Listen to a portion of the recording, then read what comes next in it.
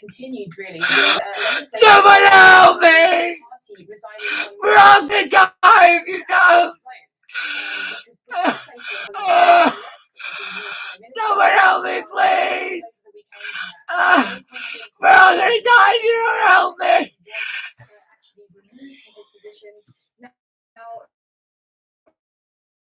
Sharif has been voted into power. That was again very, very much expected. He was actually spearheading that campaign, that no confidence motion to get Khan pushed out of power. He's the lead as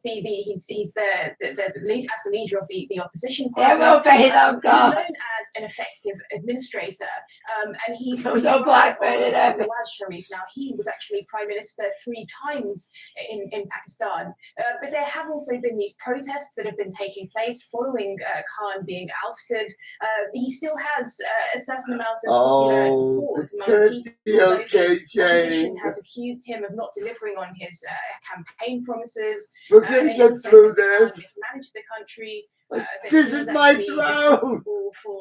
They can't fuck me on my throne, too, can they? Problems including soaring inflation levels and also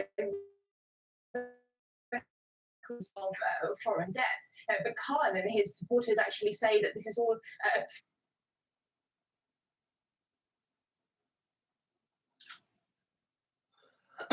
a foreign conspiracy. Blames the US for because he's built closer relations with China and Russia. They wanted him out. Of course, Washington has denied these claims. Man and woman, you're lying because God's alive. He will be sworn in as the new prime minister. We gotta love you. Imran Khan's supporters were back into the streets in protest. You just mentioned how lawmakers from his party are earlier today. Is this a political crisis, or is it going to be settled when Sharif is sworn in? Where is this likely to head?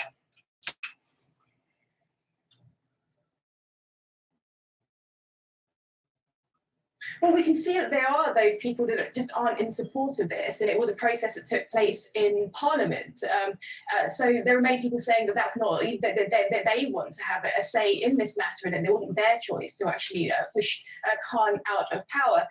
Now, with Sharif being sworn in, that seems to bring some kind of stability. But if there are people protesting, that's another big challenge that the country has to face. Of course, then he's also dealing with all these issues as well, which he's promising to resolve. The economic situation, the high inflation, the debt levels, and so on, which will be very, very difficult to deal with. And of course, Khan again continuing, he ahead of the no confidence vote, having said that this was a foreign a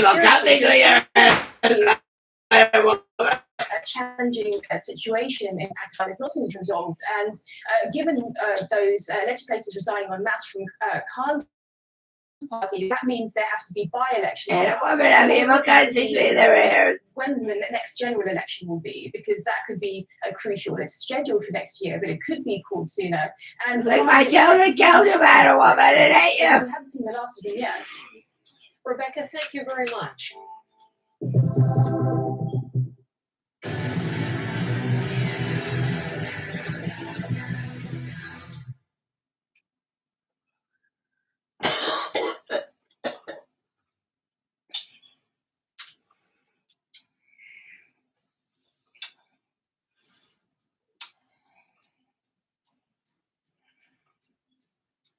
Isn't that something? What a story to tell the human race.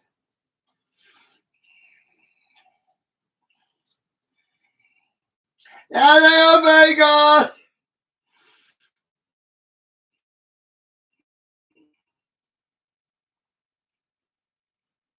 The people of God! Oh baby! I have an army of them!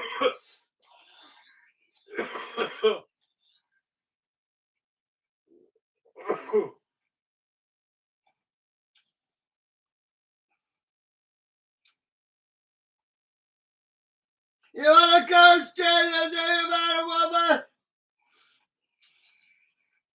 Come on, say it again, Jesus!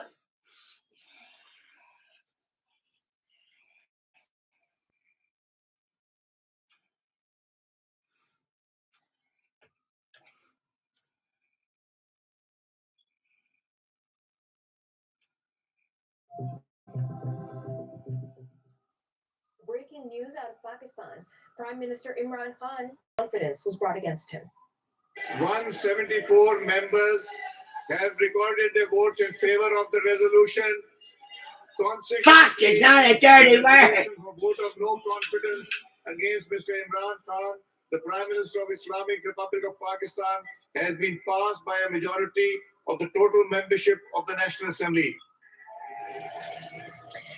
This is the first time in Pakistan's history that a no confidence motion against a prime minister. Well, you're fucked, man, One of God. Khan's allies, the Speaker of the National Assembly, resigned from his position earlier in the day. For more on this, we're joined now by Rebecca Bundan. Rebecca, tell us more about this latest set of events that have just unfolded. Keep going. We're all gonna die soon. Can you get your soul back from Satan? Today, really, in Pakistan's parliament, with it being announced this vote would go ahead on Saturday. Supporters and opponents. Eventually, it did take place though, just after midnight, and it did secure that. The members actually. Come here, buy the holy water. As very much expected. Holy water. Both their presidents going through, which means he's been ousted from power. Now, this vote had originally been due to take place on Sunday, but Imran Khan's party actually managed to block that. Then it was the Supreme Court that ruled that this vote had to go ahead today, and it did, and that's what's happened now. Now, a number of factors have actually led up to this vote taking place. Firstly, fucking bastard. after Mr. Khan came to power in 2018, he came to You're so close to God, Christian Jumper. that the opposition has actually accused him of not delivering on that. They've also said that he's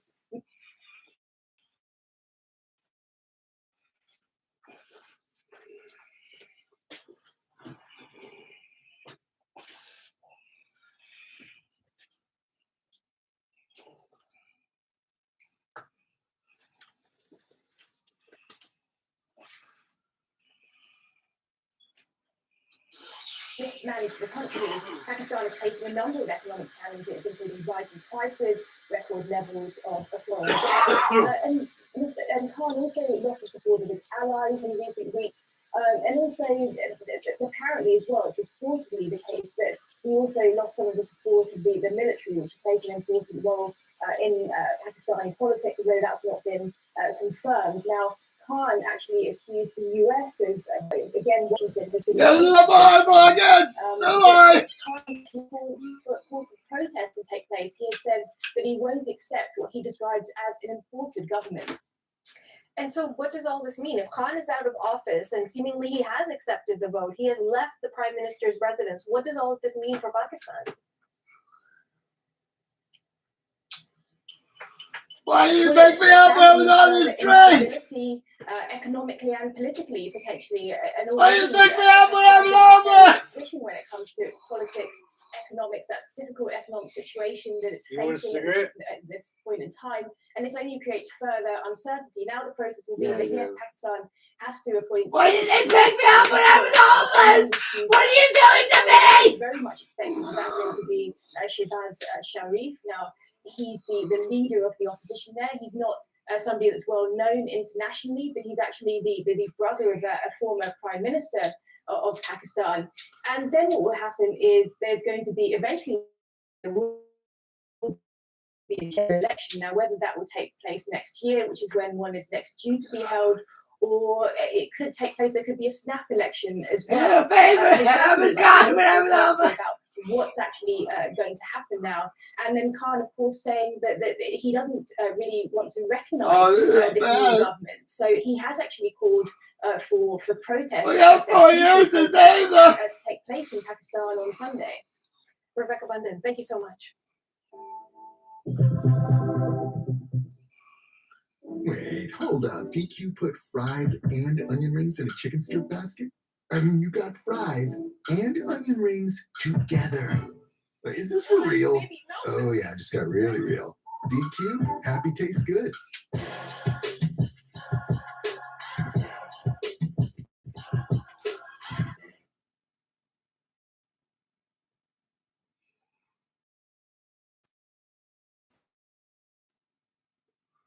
I'm early, Mama.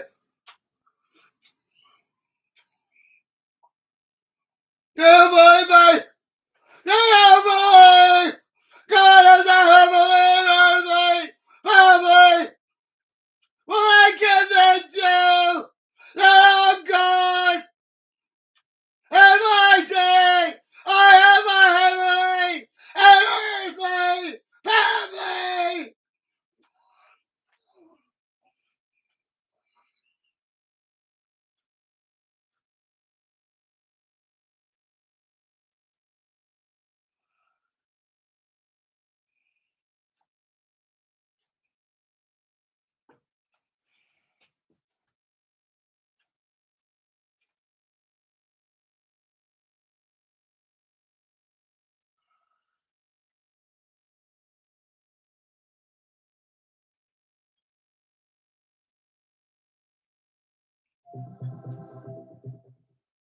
Well, the music world and rock fans today are mourning the shocking death of Foo Fighters drummer Taylor Hawkins. He was only 50 years old, and fans have set up a vigil outside the Colombian Hotel where Hawkins died during the band's South American tour.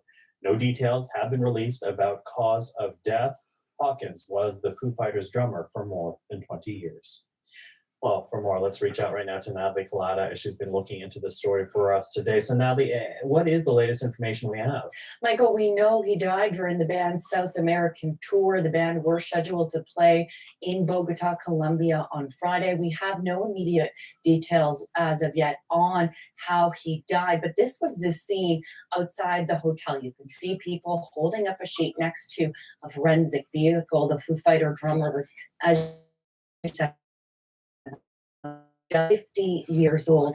In a statement on Friday, the band said that his death was a tragic loss. They took to Twitter saying his musical spirit and infectious laughter will live on with all of us forever. Our hearts go out to his wife, children, and family. Now, Hawkins' final concert was last Sunday at a festival in Argentina. Reactions spreading today. We are hearing from some big names in the music world, including the drummer from Metallica, who tweeted this: "Your phone call a week ago touched me and inspired me, and I will always be appreciative of for you championing our community as your parting words. Drummers stick together." Now, except not like kid, you're a star, and I thought you were crazy, but you gave me much hope and determination. Also hearing from big time guitarist Slash. He also on social media said this devastated by the loss of our friend Taylor Hawkins. I have no words to express all the feelings I have about his passing. My heart goes out to his family, his band, and his friends. Rest in peace, Taylor. Now, many people may remember that the band was inducted, Michael, into the Rock and Roll Hall of Fame. The Foo Fighters, a very big name in music. And of course, Taylor Hawkins also had many Canadian fans, in part because of Canadian connections. Talk to us about that. Well, Michael, earlier in his career, Hawkins drummed for Canadians like Alanis Morissette, Sass Jordan. He was very visible in most of Alanis's videos from the album Jagged Little. Born in Texas and Fort Worth in 1972, raised in California and Laguna Beach there, and played for a band called Sylvia before landing his first major gig as the drummer for Canadian singer Sass. He, in fact, met the Foo Fighters frontman backstage at a show when he was still with Morissette. He joined the Foo Fighters then in '97, and Michael, he leaves behind his wife and 3 children.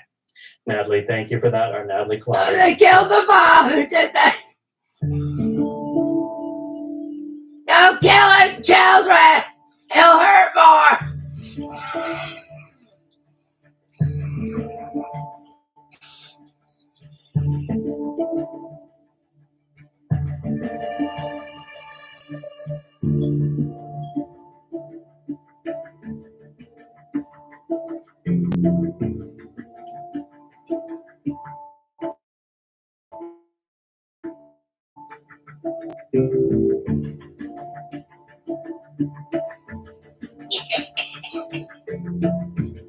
Trying to hurt me, are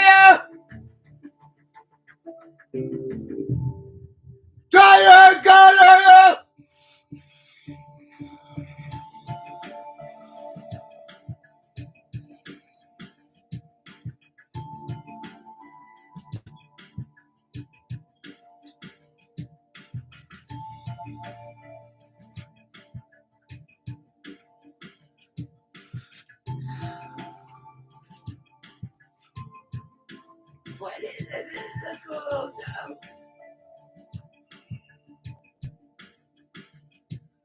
Oh my God.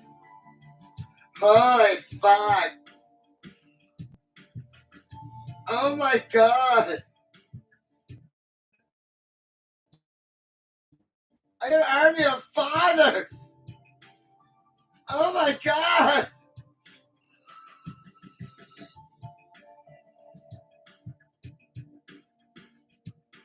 There's so much, man. Could you roll another tonight?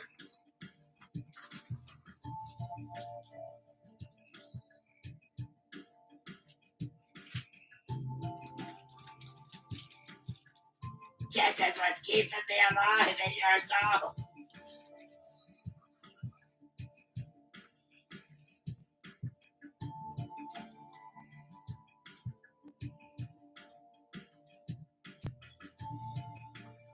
Nothing greater without me.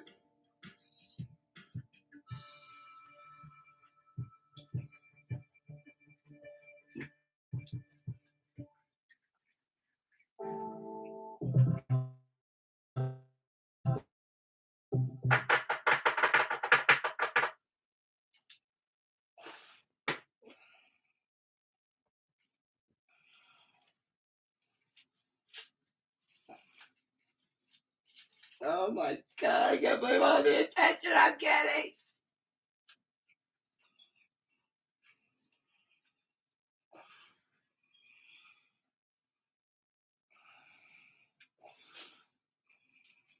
I didn't want this much attention.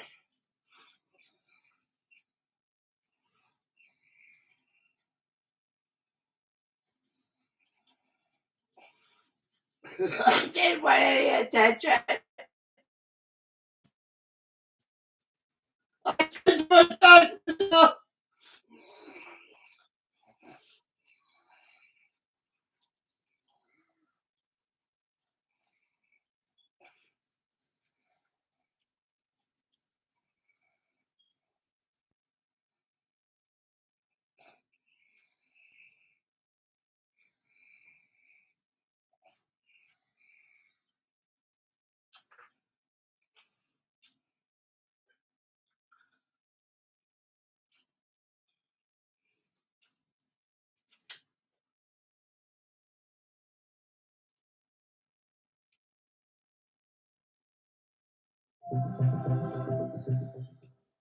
What stood out to you?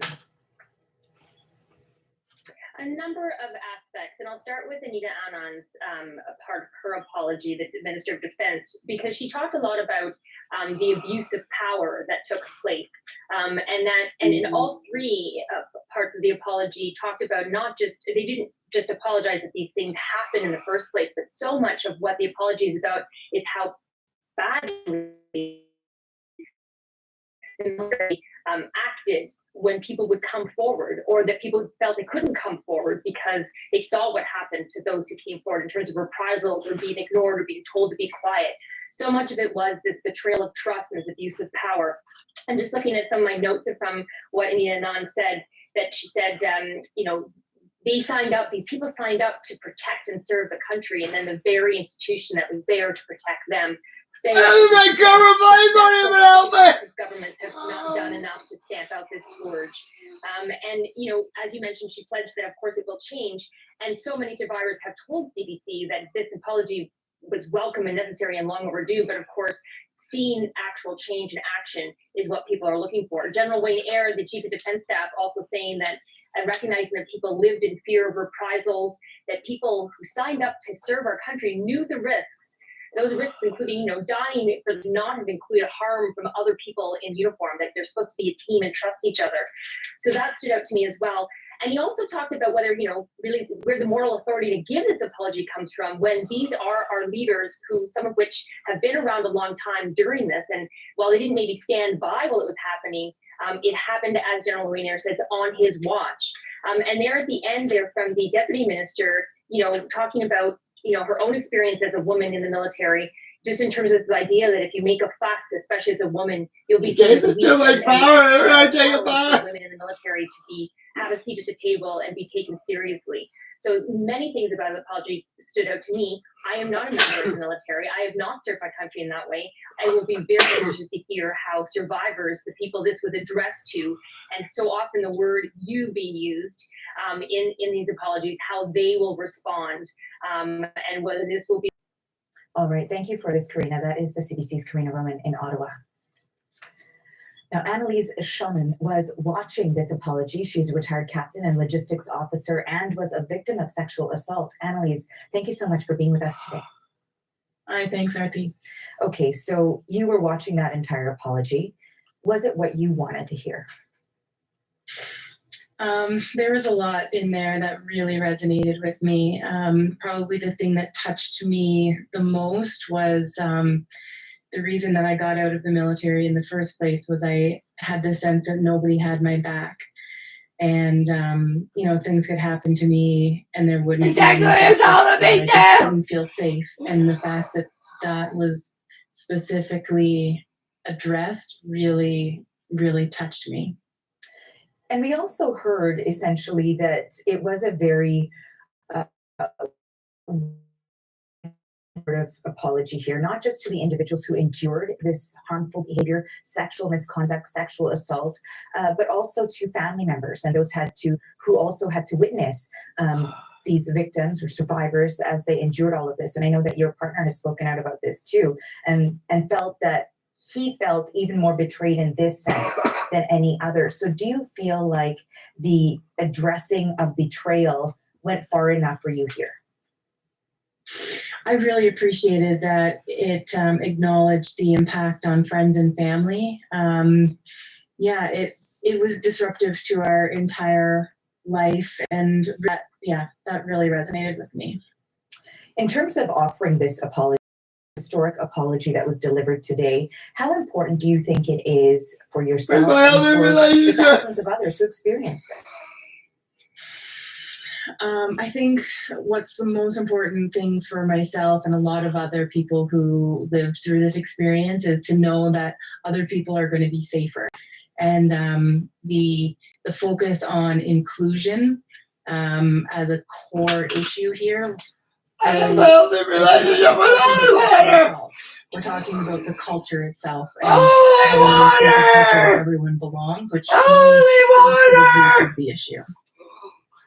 And, touching on that, because it was talking about not just the fact that these, individuals but also the fear of reprisals as you try to report it, being silenced, I believe, was from the Chief of Defense Staff, that the apology extends to those people who feel that they could not say anything. Do you think that there is sort of a degree or intense escalates over time depending on what you experience? What are they doing? Absolutely. The stuff I get retaliation, victim blaming, just being told that your experience is invalid and there's no place for your voice in sharing this. That to me it's almost the worst part of the harm, because it goes on and on and on. You can heal with support after a traumatic experience, but without that support and without even being validated, that is just like constant re-traumatizing. Those are everything that you were looking for, hoping for, that you the one thing that sort of stood out to me is systems, processes, and governance, and I think those things are important. I'm gonna have to be alone.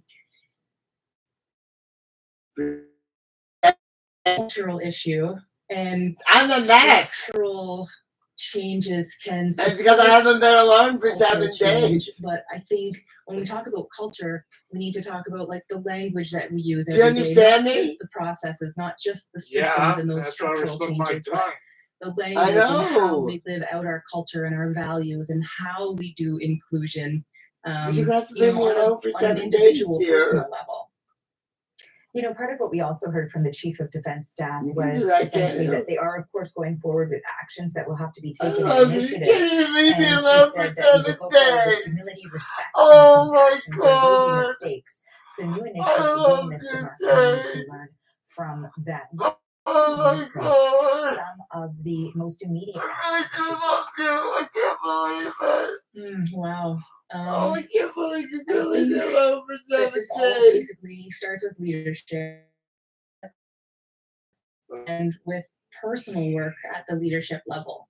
So introspection, and I heard a lot of that from the Chief of Defense Staff. I know, like, I really felt that he has heard me and other people who have been victimized by the culture.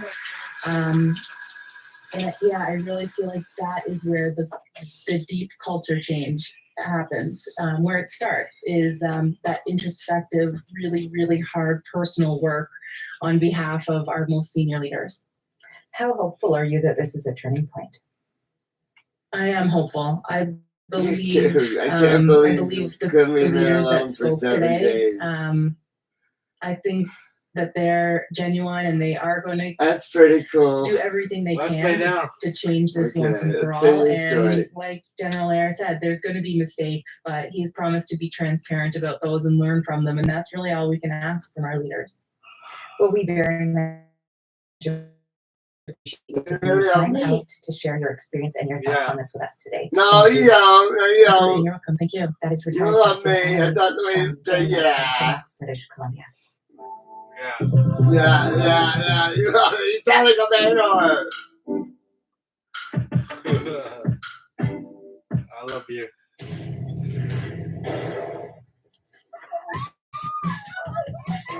Like a brother. I love you like a brother.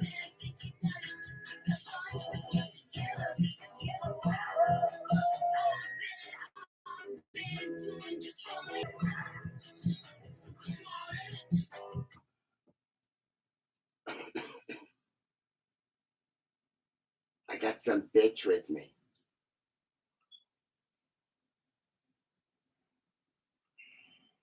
Would you believe that? Some bitch that had my baby.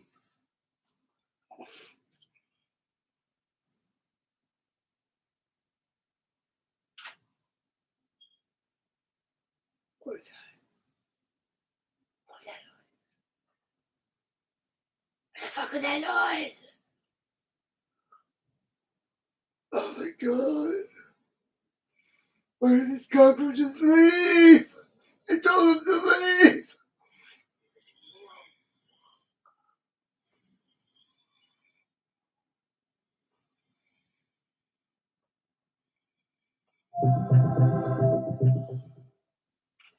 I'm pleased to announce today that we have signed a deal with the government of New Brunswick. By this time next year, childcare fees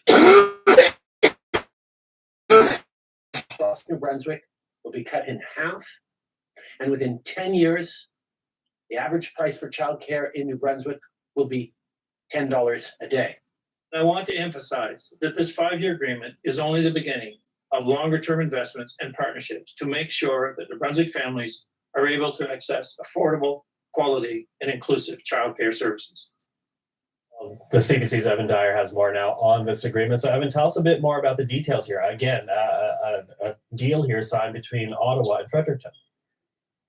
Right, so the government of Canada has been out there trying to get provinces to sign up, and New Brunswick is now number 9 to sign on to this childcare deal, which will see the Canadian government give $27 billion over 5 years to provincial governments in order to reduce daycare costs. The goal is to get $10 a day daycare all across Canada. So of that $27 billion, get just under $500 million. This is proportional to population, of course, the population being the daycare population. That will, over time, reduce costs, they hope, to $10 a day, but they're hoping to see some pretty significant returns much sooner than that, with a 50% reduction in average costs in New Brunswick next year. And also they're hoping to create some new spaces. We saw the Prime Minister and Premier Higgs talking about having 3,400 new daycare spaces within 5 years, 500 of them by 2023. And they stressed in the province, they stressed that they wanted to make sure that this was available for private regulated daycare operators as well as public ones. And they say that that is indeed part of the agreement. They also talked a little bit about wages because, of course, one of the issues they've had in New Brunswick is that wages have not been Something in change. keeping staff. They can make more money, for example, teaching in elementary schools. So both the Prime Minister and the Premier are saying that in this deal, and so it's intended to go to raise wages, make that sector more attractive, so that they don't create new spaces and then find that they don't have enough people to work. Now, as you said, New Brunswick is province number 9, which of course means there's now one holdout, that being Ontario. What's happening there, Evan? Well, Ontario is, of course, the biggest holdout. It's the biggest province in Canada, and it has something like 38% of daycare-age children in Canada. So it's one that the federal government has been working hard to try to convince to sign up, but we've seen reservations from the Ford government about the amount of money. And a part of this is simply the fact that daycare costs in Ontario are higher than almost anywhere else. Toronto, for example, $1,500 a month average. That's the highest of any metropolitan area in Canada. And if you can imagine, of course, to get from, let's say, $50 a day daycare down to 10 costs $40. To get from $30 a day daycare down to 10 costs only $20. So Ontario is making it. The $10 billion that would be its share of this overall $27 billion pie isn't enough to achieve that effect. But there's another factor as well, which has to do with what already exists in Ontario's system. Let's listen to Minister Fanny's Karina Gould. There continues to be many issues that we are discussing, but I would say overall, I think we both have the same objective in mind, and so we're just getting into the details. Ontario obviously has a very robust early learning and childcare system in place, and so we are going through in great. Because 5-year-olds across Canada in 6 provinces at least now. In 6 provinces at full-day kindergarten. The rest offer half-day kindergarten. But there's only one province that offers full-day kindergarten also for 4-year-olds, and that is Ontario. And Ontario spends about $3.5 billion on that system a year, and it says it wants it taken into account when the final accounting of numbers is done, as well as the fact that it has higher costs. So those are the kinds of details that are slowing down the negotiation with Ontario and keeping that biggest problem as the last holdout. Evan, thank you for that. Evan Dyer in Chelsea, Quebec. Well,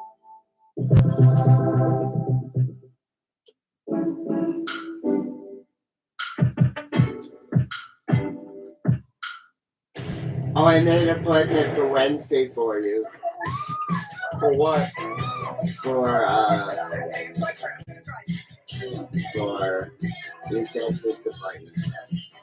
Wednesday at 10 o'clock. What's that, Dan? Yeah. I made an appointment for you. You had to make another appointment. You didn't make it, did you?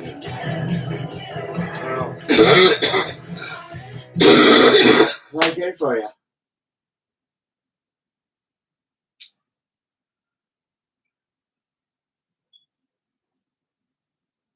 I'd like down with you, but I can't. I have to kick you out. And not because I don't love you.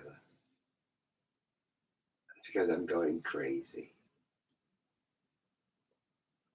I need 7 days alone so I can get my head back straight. You can still come to the door. I'll still see you at the door. Just can't come in here. For 7 days, that's all I'm asking. 7 days.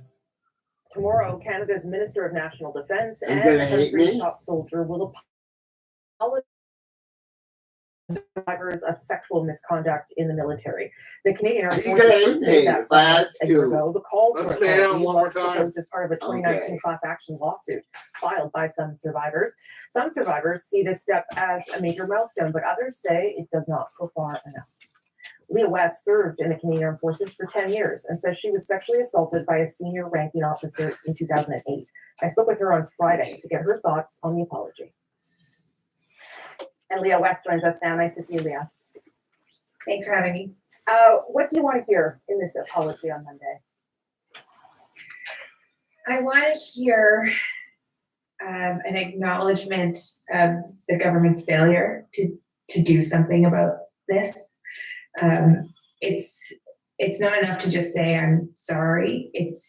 I want to hear that they were told and they did nothing, and they should have been doing something. This is not a new problem. This is not a new revelation. This is not a new crisis. But it's taken until 2021 to actually do something about it. And that's what I really want an apology for, the failure to act until now.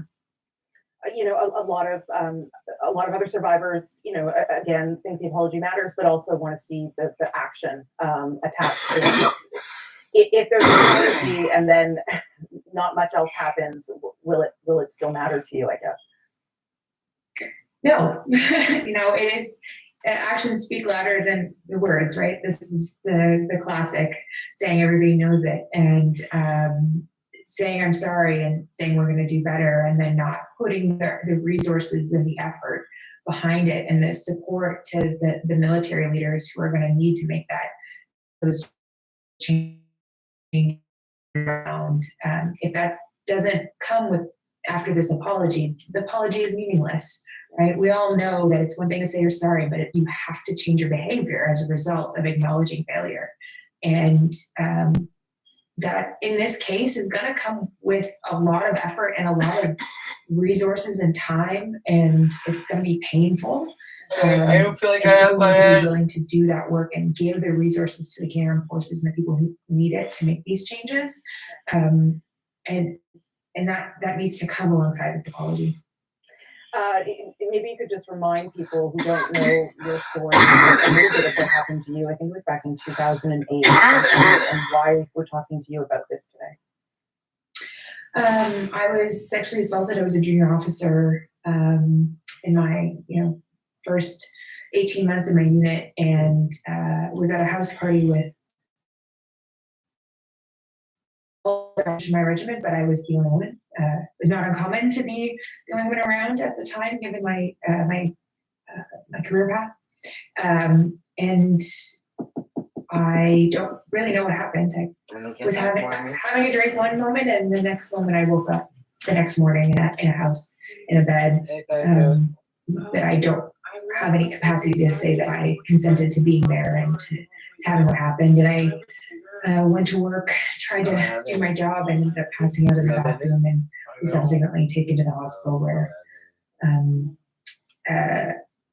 MPs kind of forced me to take a rape kit. And then rather than speaking to me after they got the result, they spoke to my chain of command.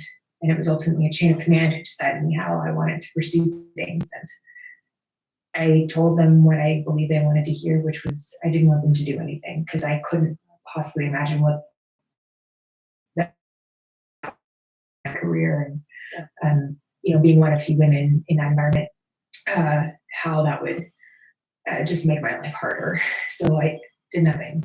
And I can honestly say that since coming forward with my story, I've had a lot of people come forward and say that they were sorry that happened to me, but I haven't had anyone involved come forward and acknowledge. So I think that really does show how hard it is going to be to root out this behavior. It's also not that long ago. Sometimes we talk about these incidents and it sounds like they're a long time ago, but your experience is not that long ago. I don't have a lot of time left, but I wonder what would have changed, what would have helped you in that moment? I mean, other than the chain of command, sort of going to the chain of command, what would have made the difference for you in get justice and something, some sort of resolution for you? I think if just even having an acknowledgement that there was a path to pursue if this kind of behavior took place. Like I didn't even consider it because it wasn't on my radar. I wasn't aware. So knowing what resources exist. So Sexual Military Resource Center would have been important for me back then. Becca tried to help me. The person who asked me what I want to do, not the fucking phone number I gave her. But awareness, and if I had a leader who, instead of asking me, Becca, you try to help me! and said, I'll support whatever you decide. I can't do a phone number! That would have been tremendously helpful. What will you be thinking of when this apology happens? What will be in your head?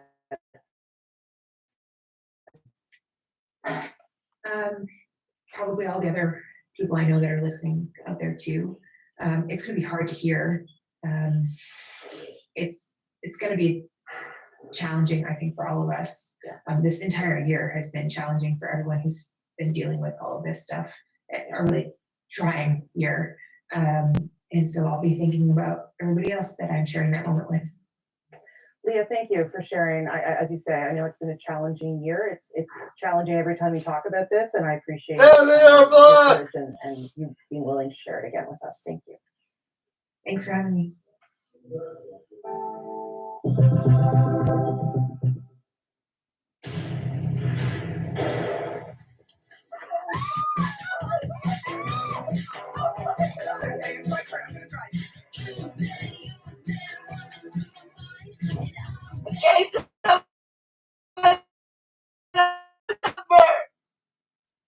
And she didn't even help me.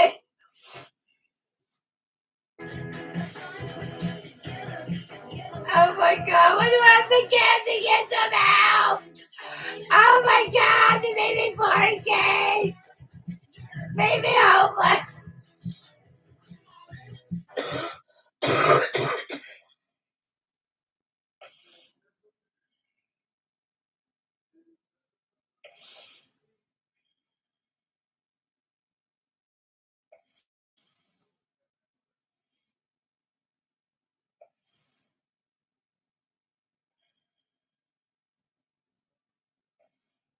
Oh, do I ever need 7 days alone? Holy fuck.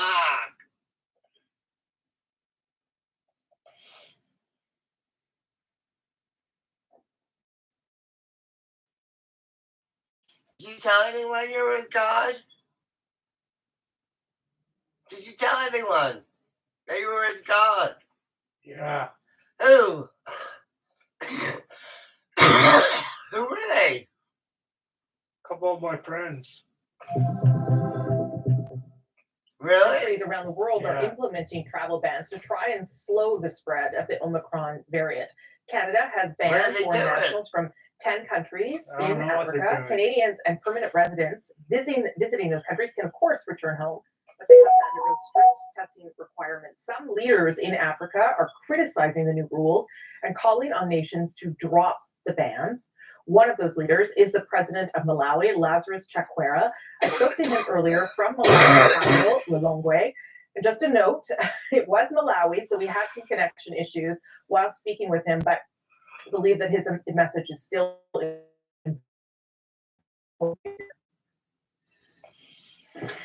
President Chakwera, thank you so much for joining us. I obviously want to start with the travel bans that Canada has put in place against 10 countries, including yours.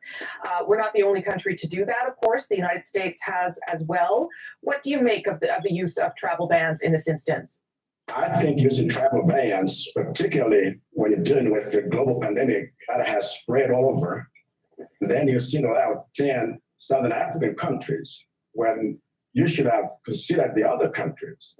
That looks unfair to us. It looks unscientific, and it looks unilateral.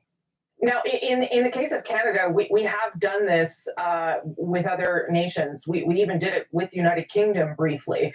And I think the Canadian government's response is that it buys the government time to respond. What would you say to that? We understand the need for nations to protect their citizens. The World Health Organization has gone ahead to state that travel bans are not necessarily the solution. And so we are saying, even before Southern Africa has recorded incidents of this particular variant, yes, it was sequenced here, and we're grateful for that.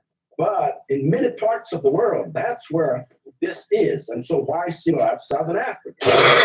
Tell me how the travel bans are affecting Malawi. What is the practical result of them? The practical result of travel bans means that we do not have interaction, friends, and nations that we need desperately at this hour because we cannot face the pandemic in isolation.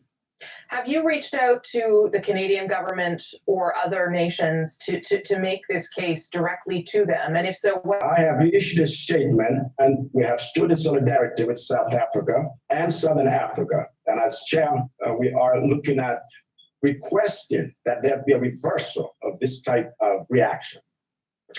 Can I ask you more broadly what is happening with COVID in your nation? From what I understand, the vaccination rate is very low.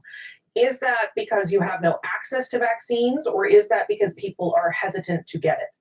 It's 3.2% that has so far been vaccinated. We do not have sufficient vaccines to have all of our population vaccinated. Southern Africa actually does not have all of the vaccines needed.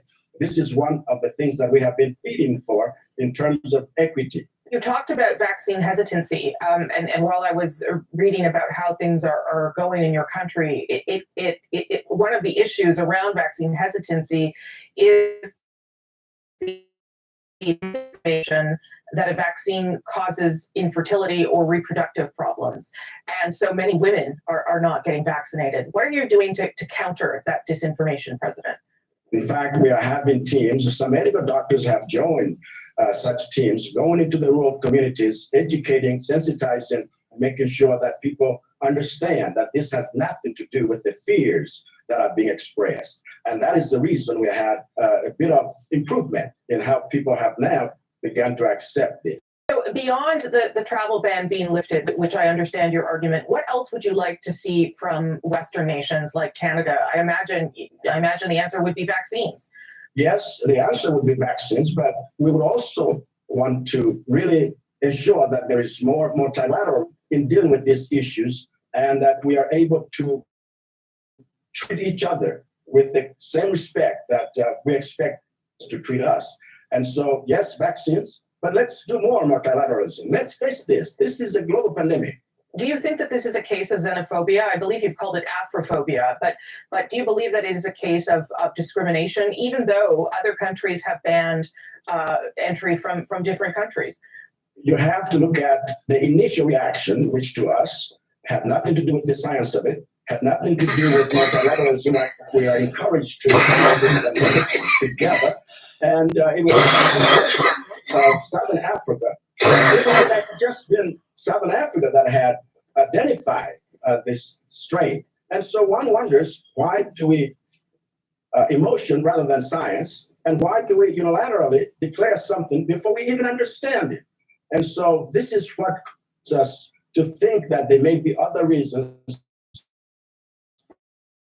than what we have always been told. Follow the science. Let us multilaterally look at solutions together and proceed as one humanity, because it has nothing to do with Africa per se. It has everything to do with the world. Just finally, President, would you have a message for the Prime Minister of Canada, for Justin Trudeau, and what would that message be? I would appeal to my brother, Trudeau, to understand that the problems we face are human problems, and together we can find solutions, but we need not lock each other out. World Health Organization is encouraging us to actually find solutions together. No part of the world will be safe if another part is unsafe. And together we can conquer this thing, and I believe we will. President Chakwera, thank you so much for speaking to us from Malawi. Do appreciate it very much, sir. I appreciate you. Thank you.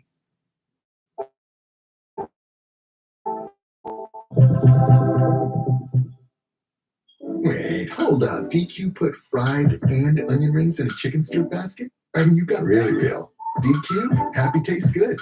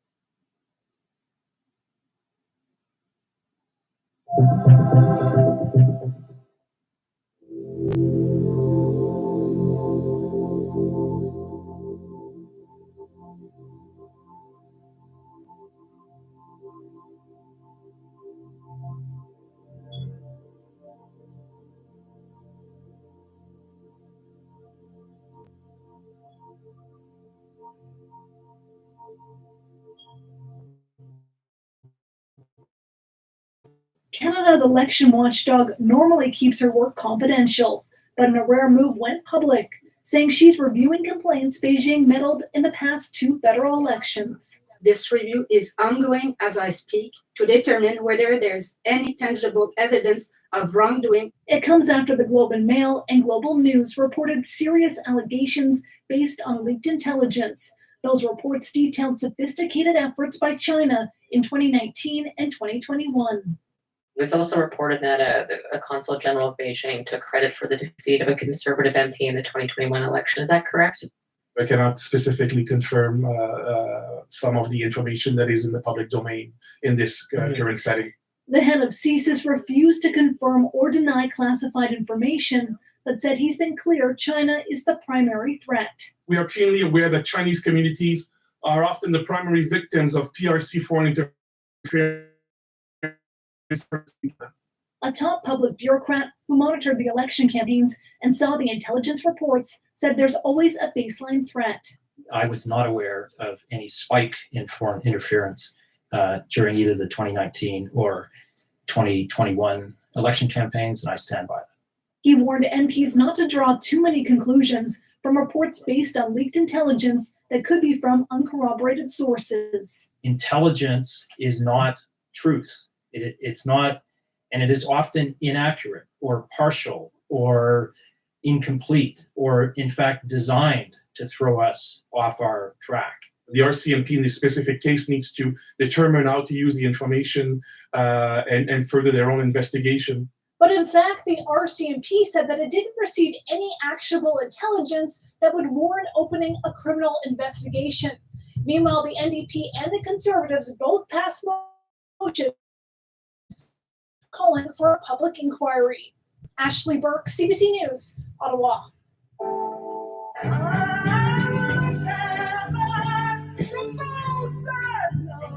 The way a Joni Mitchell song can make the hairs on your arm stand straight up, even when she's not the one singing it, is a testament to her brilliance.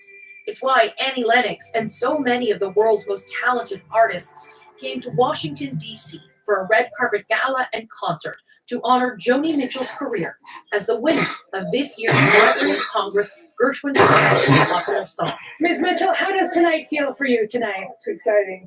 It really is. She may be humble about her impact. Those she paved the way for see it differently. Now I'm a proud disciple of a really powerful woman that changed the world. She changed the world for singer-songwriters. What is the impact of Joni Mitchell's musical career? Everything for me. Everything. I wouldn't be standing here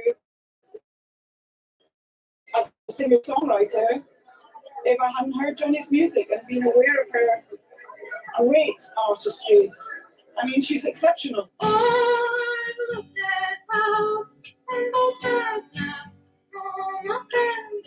Mitchell was in her early 20s when she wrote some of her most popular music, her perspective resonating with audiences in the late 60s and early 70s.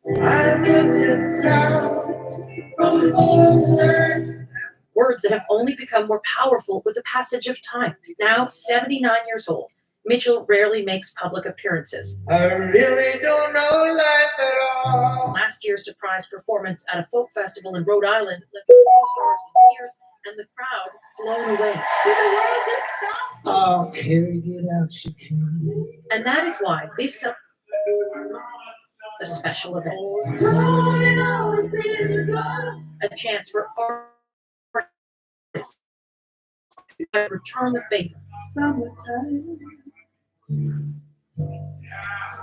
And leave Joni Mitchell herself in awe of her own music. Katie Simpson, CBC News, Washington.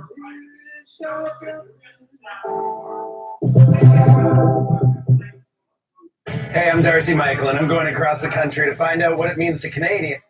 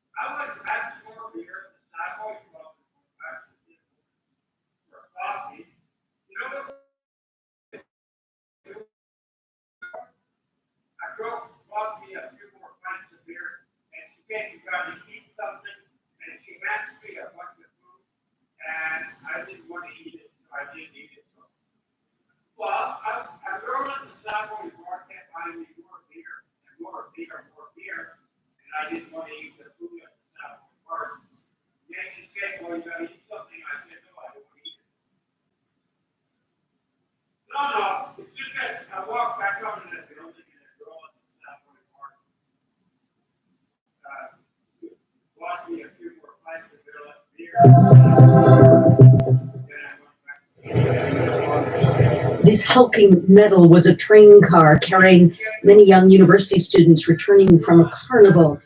A jackknife carriage was the third car, the first two obliterated after barreling head-on into a freight train. Dozens died, dozens still missing, a Greek tragedy not seen in a lifetime. Incredibly, two trains were on the same track at the same time, headed for each other. The collision sparked an inferno, incinerating passengers trapped in the first two cars. This man barely escaped. As we were turning over, we were being burned, fired to the right and left. These were the luckier ones, traumatized, but alive. I remember feeling a very strong break, and suddenly I saw sparks and flames. We broke the windows with our backs. It was chaos. As the recovery continued, an unsettling picture emerged. Warnings from the train drivers' unions had to be done manually, no automated system, and indicators and traffic lights were faulty. The transport minister, clearly emotional, promised to fix the problems, admitting that Greece's railway isn't fit for this century. In short, massive underfunding. Only a year or two ago, 1/3 of the personnel of Greek Railways was fired. Yanis Varoufakis was Greece's finance minister, still an MP. Privatizing the Greek railway to an Italian company, he says, left a broken system. The same government that engineered this tragedy is playing the blame game. It is nothing short of a complete and utter disgrace. The Greek prime minister on site later blamed human error. A local station master is charged with manslaughter, but there's growing anger that this was an accident waiting to happen. Susan Williston, CBC News, London. That the COVID-19 pandemic may have originated from a lab leak in China isn't a new theory, but the FBI director added his weight behind it in a Fox News interview is. The FBI has for quite some time now assessed that the origins of the pandemic are most likely a potential lab incident. His comments come after a new report from the U.S. Energy Department that reached the same conclusion, though with low confidence. The circumstantial case for a lab origin has only grown, and I think not just the FBI, but really the world is coming around to what some of us have believed for many years. Now a biting reaction from China's foreign ministry. Spokesperson Mao Ning says the U.S. intelligence community has no credibility because of what she calls a record of fraud and deception, and urges the U.S. to stop politicizing the issue of traceability. From the White House. Not everyone in the intelligence community or across the government necessarily is a consensus view here on how it started. The public health community expressing concerns, the back and forth on the virus's origin theories, whether lab leak or animal to human transmission, takes away from the real issue, preventing the next pandemic. The longer we go, the more it's going to be very difficult to go back to the scene of the crime, if you will, and figure out and unravel what happened. Others say another real problem, the search for truth, is one-sided. We don't have an answer now because China has prevented an investigation. a point that's also contested, one of the many after nearly 3 years without consensus or conclusive answers on how it all started. Chris Reyes, CBC News, New York.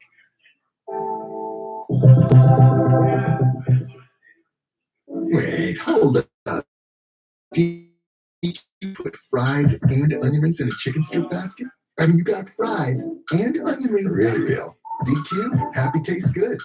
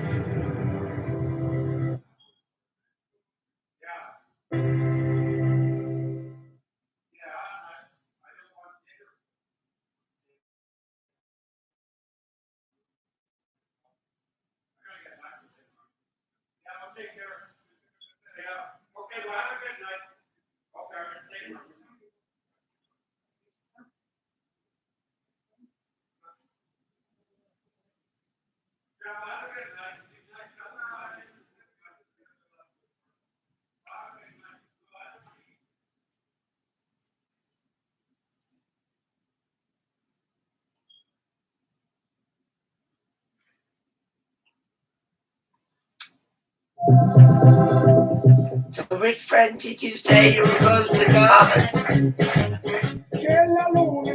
Ukraine has become, without a doubt, Which the friend most did you storied tell? war of all time. But the story you probably haven't seen is just how Ukraine has managed to stay online. And then what did even amidst constant bombardment. It's a pretty incredible story, from Elon Musk to a small Montreal cybersecurity firm. But as this war goes on, there is a constant threat to Ukraine's ability to stay online. Millions of people have seen this TikTok of Olga and Mikhail singing happy birthday to their young daughter on the 9th floor of their apartment building in Dnipro in this bright, adorable yellow kitchen. Unfortunately, last month, that kitchen went viral again for much sadder reasons. Russian airstrikes hit their neighborhood, tearing the side off of their apartment building, exposing that yellow kitchen to the elements. Journalists were on the scene very quickly, and the images of that strike went viral all around the world. Olga and the kids were luckily not home when the strike occurred, but Mikhail was. He was one of 46 people who died. Even amongst this war, everyday Ukrainians have been showing what life is like under Russian bombardment. This wouldn't stop literally saved our life. We have seen videos of people streaming in the darkness in Lviv. We hope that at least at 9 p.m. we will have a power. There have been videos of people dancing in the subways of Kiev, even as airstrikes rain down overhead. Defense forces have uploaded video of doctors performing surgery by just the light of cell phone cameras in Kharkiv.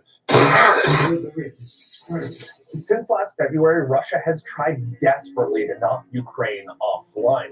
Particularly in the last few months, airstrikes have targeted telecommunications towers, shelling has hit power plants and critical infrastructure, Russian soldiers have tried to cut off internet lines, and cyber attacks have hit power plants and critical infrastructure. Russian soldiers have tried to cut off internet lines, and cyber attacks have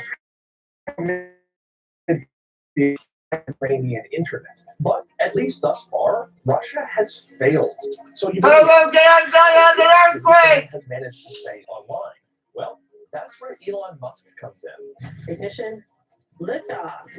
Over the past number of years, his company SpaceX has been firing satellites into low orbit, hoping to create an internet service based from space. They call it Starlink.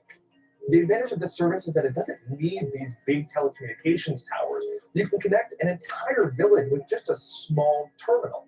And over the last several months, I've been speaking to senior Ukrainian officials who have been telling me that Starlink is a signal of life for Ukraine, especially in the early days of this war. After the war, you're very welcome. I invite you. Yeah, sounds good. Well, I look forward to visiting. Russia's gonna have it. $4 billion.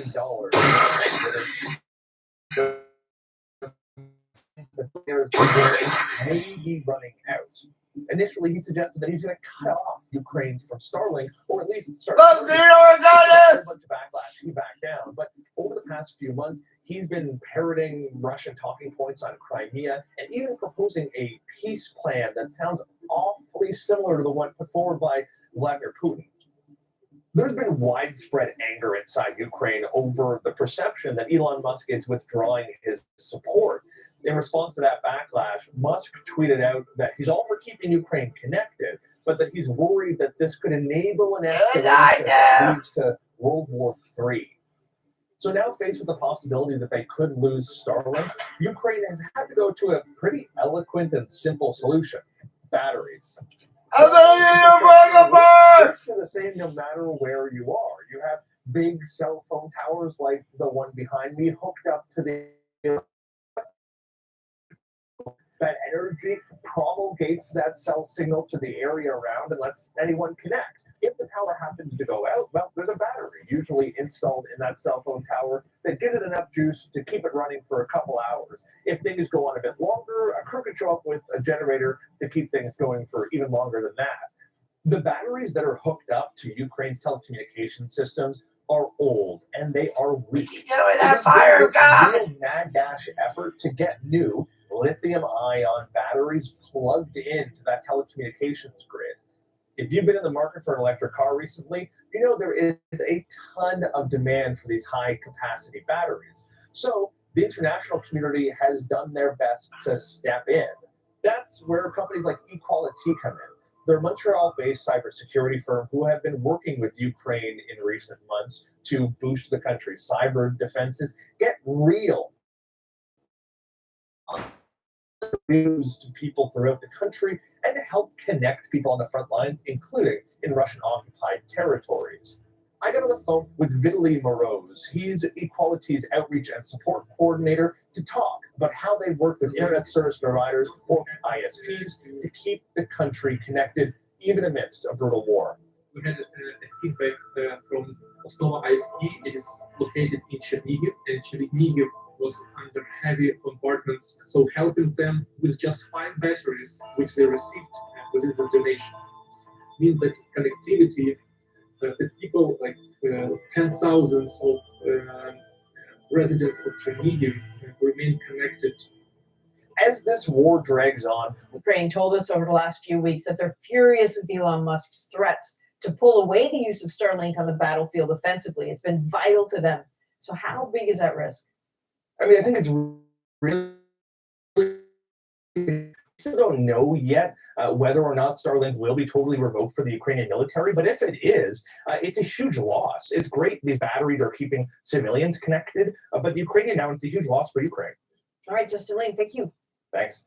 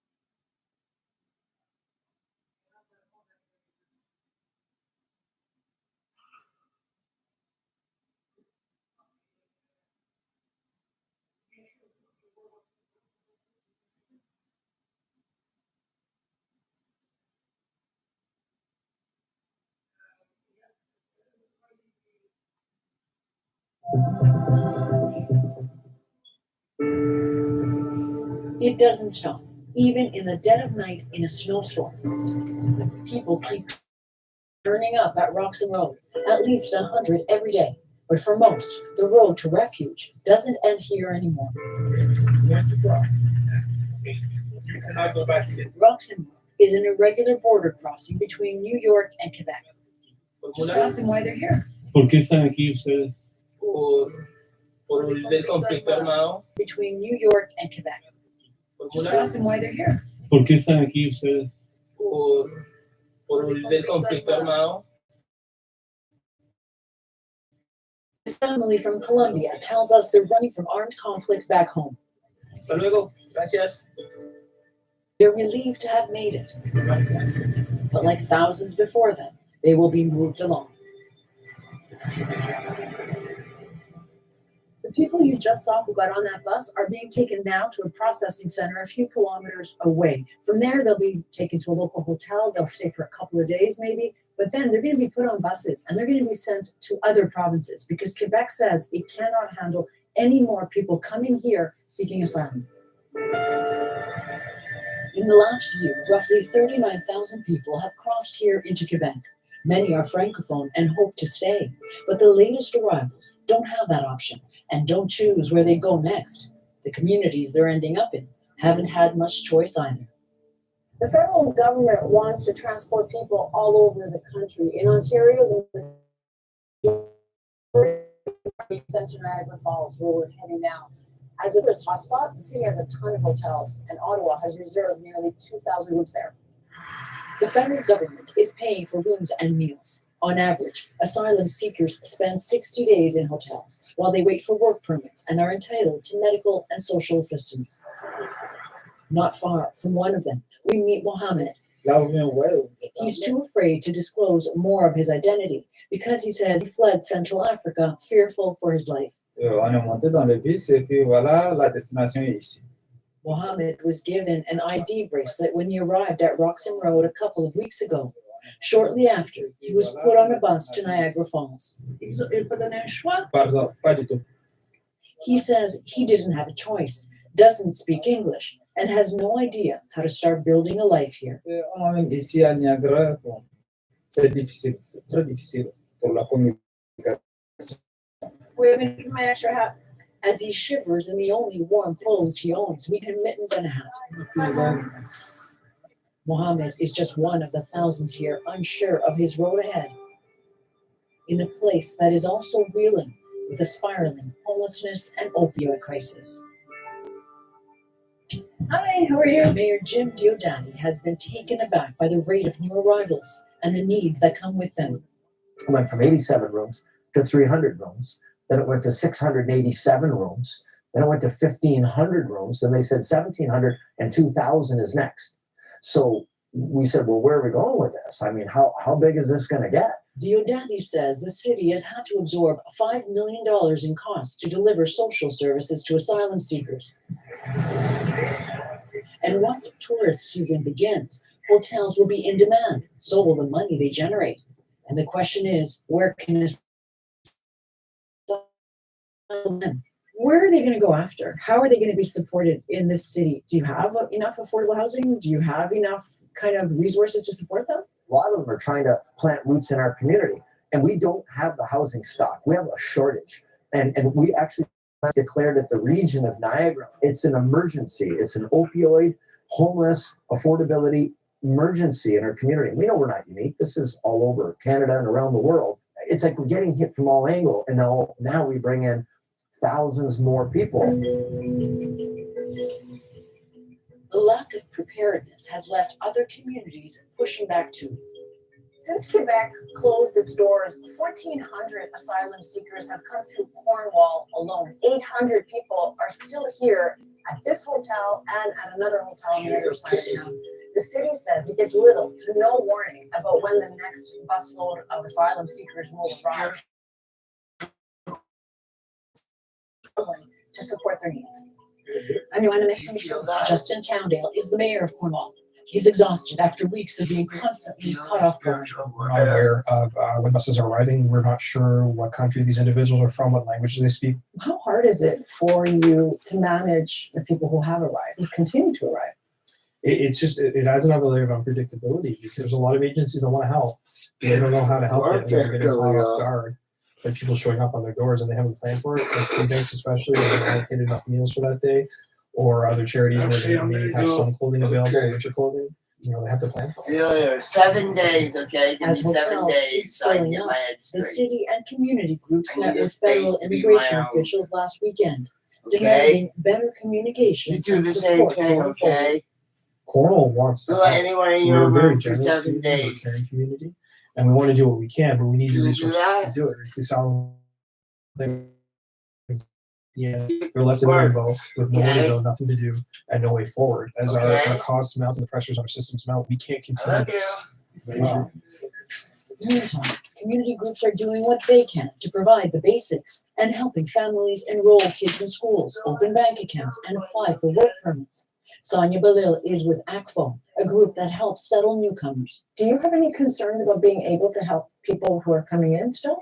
Definitely, we're very close to our community, so that's a reality. We know that resources are limited. Ça arrive souvent, malheureusement. ACFO is trying to find people jobs too and ended up hiring Esperancine Desardouin and her husband Philippe. Desardouin worked as an aid worker in Haiti before the violence drove her family out.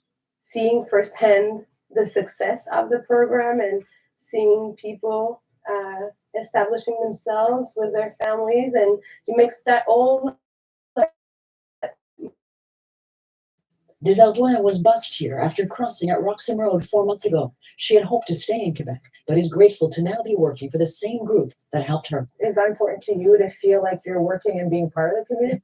Yes, it's very important for me because I have to give back when I receive. We feel we have now a good life.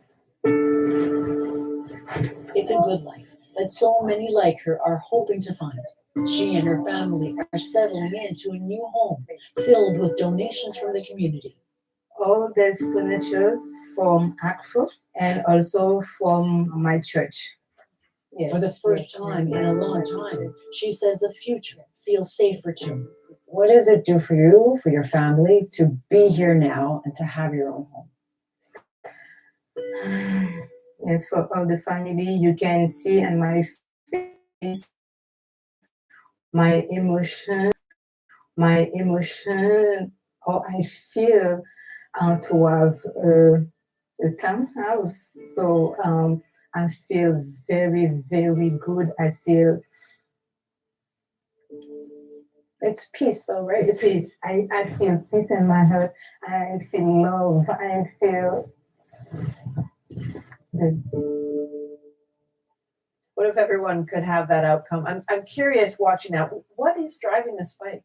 It's part of a global migration crisis, Adrian, and it's worth noting that claims for refugee status have spiked at official border crossings as well as pandemic border restrictions ease. And when we talk about Roxham Road, another factor could be the safe third country agreement between the US and Canada, which states that asylum seekers should claim refuge in the first safe country they arrive in. That rule doesn't apply to irregular border crossings like Roxham Road. That's a loophole the federal government wants to renegotiate with the US.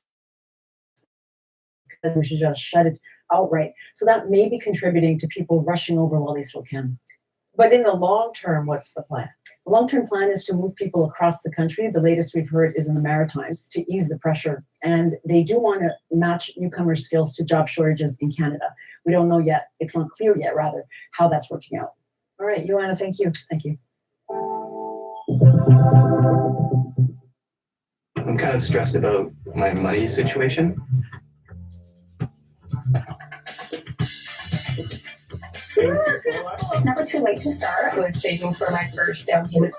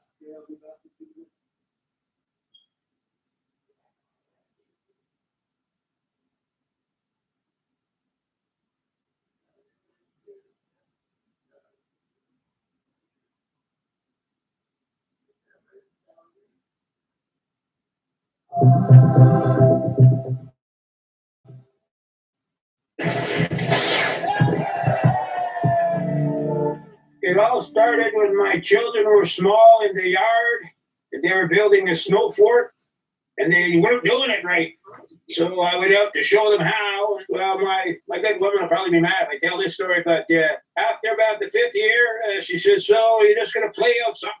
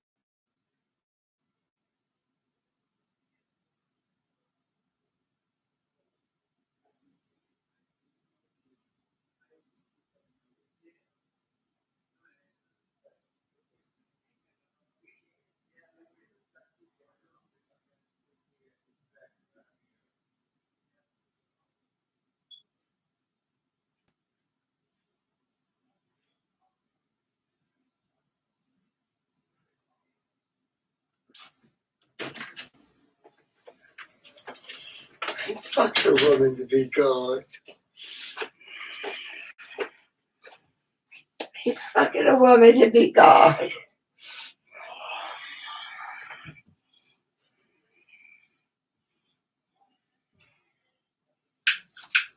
Forcing it onto me. Fuck a woman to be God.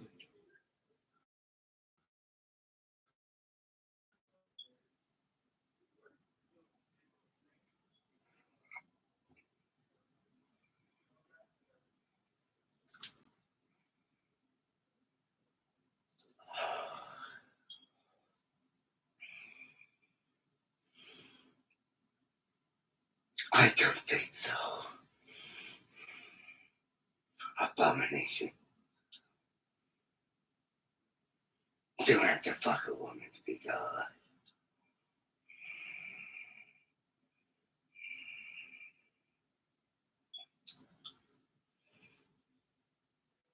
You need to get her soul.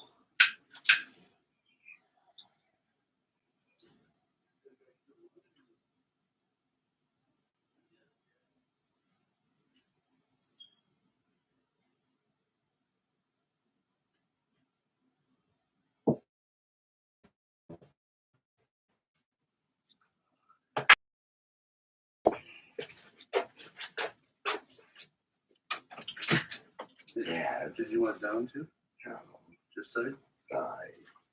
That's all you got is 20? Yes, I was 20.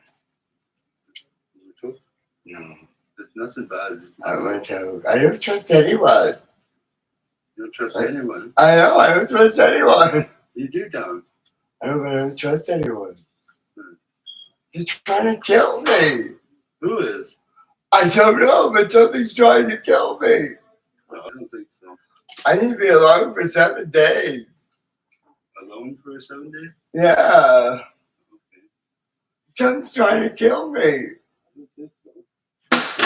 I saved this world and something's trying to kill me. I don't think so. We're all pretty good humans.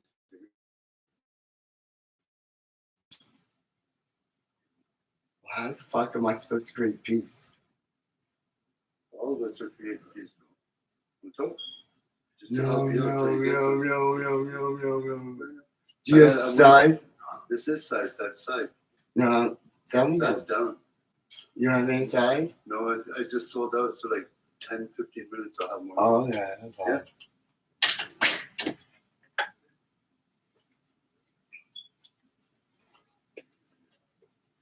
My God, what are they doing? Holy water.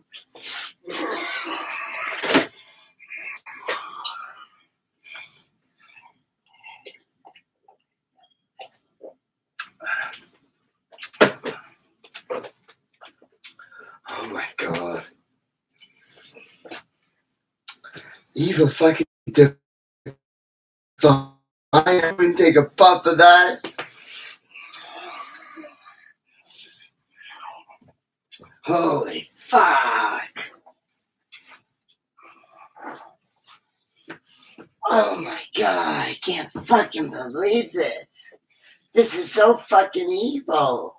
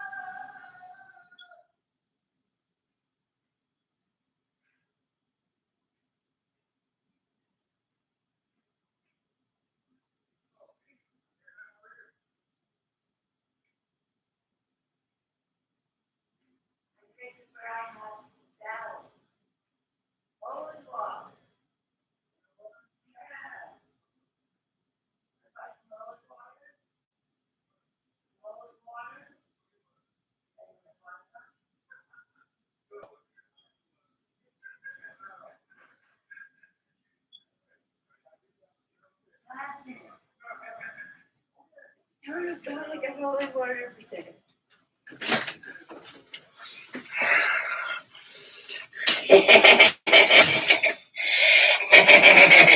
I have to be evil! Don't go die!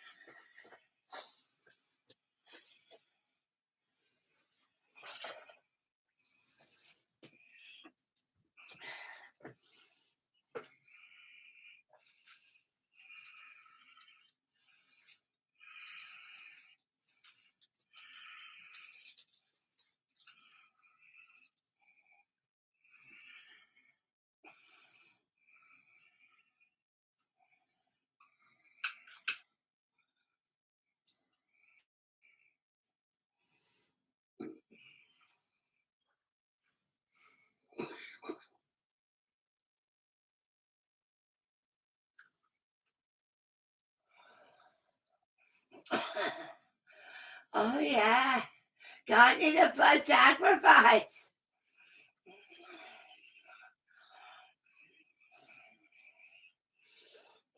To give you heaven, man and woman.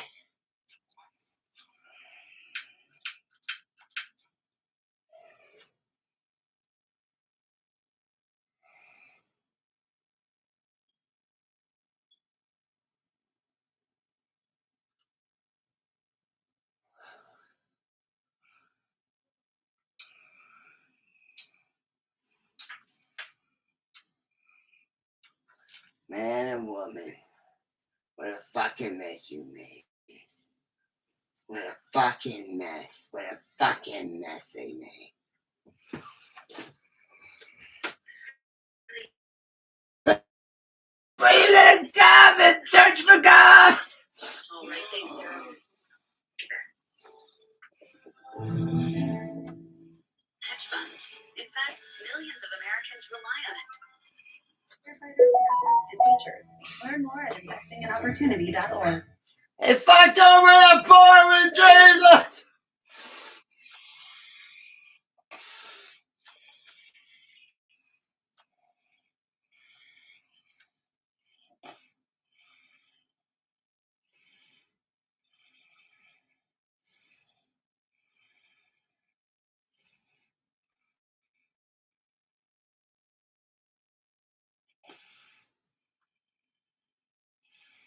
You're testing the wrong one.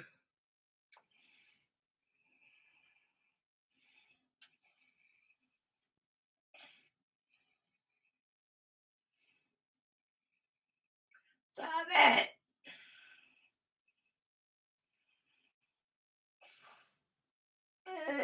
God, what the fuck are they trying to do to me?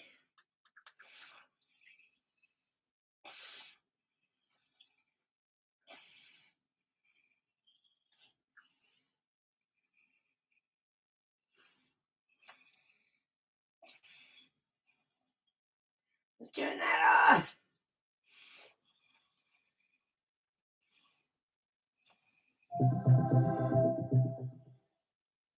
This is Portland, Oregon, 2 years after decriminalizing personal amounts of hard drugs. The open drug use, the deaths, worse than ever. This is Skidmore Fountain, which has been called Fentanyl Fountain by some of the folks that we've interacted with.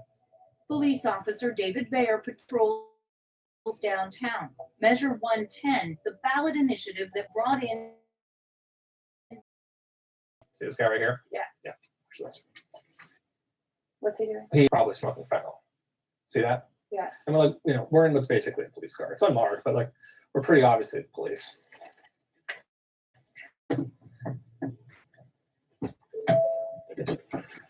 Hi there. Will be waived if this man phones a treatment hotline. Okay.